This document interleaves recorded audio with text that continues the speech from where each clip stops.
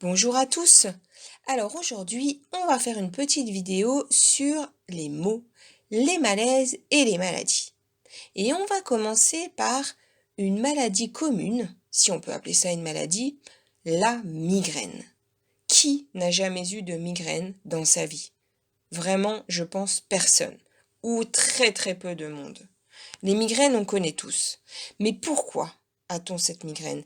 Pourquoi a-t-on cette douleur intense qui affecte notre tête et qui survient souvent sous forme de crise et qui s'accompagne d'un tel mal-être? Qu'est-ce que cela veut dire?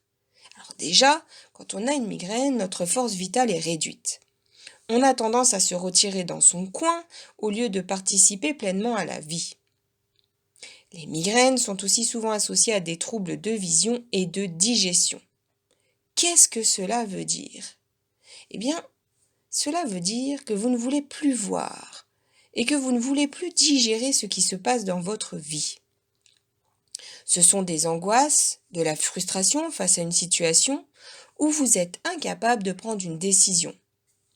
Vous pouvez également avoir le sentiment de quelque chose qui doit être fait ou réalisé ou qui vous est demandé. La migraine apparaît souvent après avoir vécu une contrariété, un changement dans votre rythme de vie, qui implique une difficulté d'adaptation de votre part. Elle expose souvent une résistance liée à votre incapacité d'accomplir ce qui vous est demandé. Votre tête est en surchauffe et vous fait mal juste à l'idée du but à atteindre qui vous semble inaccessible. La pression est tellement forte que vous ne savez pas toujours quelle solution ou quelle attitude adopter. Cette pression peut venir de votre désir d'être hyper responsable et ou performant, surtout au travail. Vous pouvez être passionné par un sujet et avoir de la difficulté à vous arrêter. Il y a un conflit entre vos pensées, votre intellect qui est surchargé, vos besoins et vos désirs personnels.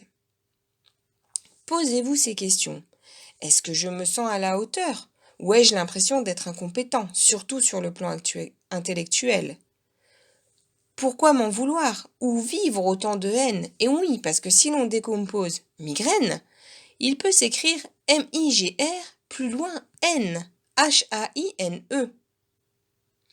Est-ce que vous vous sentez en surveillance constante? Quand ce ne sont pas les autres, c'est vous. Vous surveillez tout et vous voulez tout contrôler. Est-ce qu'on se paye votre tête et vous en perdez la tête? Ou alors, en retournant constamment vos problèmes dans votre tête, vous venez à oublier que vous existez. Vous venez à oublier que vous avez des émotions qui demandent à être exprimées.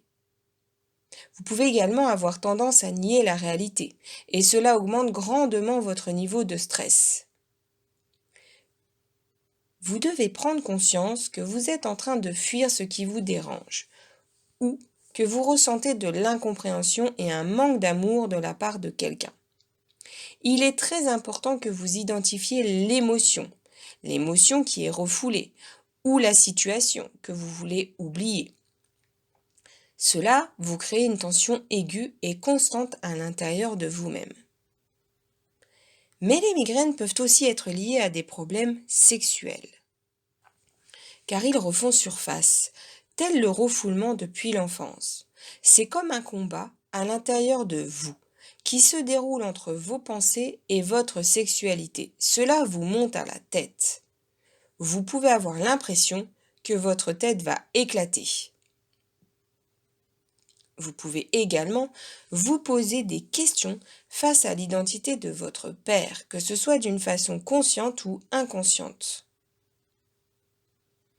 Sachez aussi que lorsque la migraine est localisée au niveau du front, vous vous demandez face à quelle situation vous vous sentez diminué, voire impuissant. Vous avez besoin d'être plus performant, de trouver une solution. Mais vous vous sentez limité dans vos capacités, particulièrement les capacités intellectuelles. Lorsque vous avez une migraine, vous devez comprendre que vous prenez conscience des choses à faire, qu'il y a des choses à changer, que vous devez être capable de les changer, de passer à l'action. La migraine vous donne un temps d'arrêt et cela peut aussi être une façon d'obtenir davantage d'amour et d'attention. Acceptez de regarder la réalité en face. Laissez les événements circuler librement dans votre vie et recevez en retour joie, paix et harmonie. En étant plus flexible et compréhensif envers vous-même, vous vous sentirez plus léger et vous pourrez vous envoler tel un oiseau. Alors vous allez me dire comment faire pour apaiser ces migraines. Est-ce qu'il y a une pierre qui pourrait m'aider? Alors tout à fait. Pour apaiser la migraine, vous avez 4 pierres. Vous avez le cristal de roche, le lapis-lazuli, la jade et l'améthyste. Alors, le cristal de roche va vous être très utile pour régler vos soucis de quotidien, qu'ils soient matériels, intellectuels ou spirituels, car il apporte énergie, clarté d'esprit et débarrasse son porteur des énergies négatives et le mal-être. Cette pierre purifie également l'esprit et est un excellent antidouleur. Quant à l'améthyste, elle favorise la concentration et la méditation. C'est une pierre qui apaisera vos angoisses et vos colères. Elle permet également un rééquilibrage mental. Le lapis-lazuli est une pierre d'équilibre qui permet un soulagement total et un apaisement intérieur. Quant à la jade, c'est une pierre qui favorise la compassion et l'échange. Elle lutte également contre la nervosité, dissout les soucis pour aller vers l'acceptation et la tolérance. Donc ce kit de 4 pierres contre la migraine vous fera le plus grand bien. Je vous invite à aller sur mon site, il est bien évidemment en vente. Voilà pour cette petite vidéo. Je vous remercie pour votre confiance et votre écoute et je vous dis à bientôt pour une nouvelle vidéo.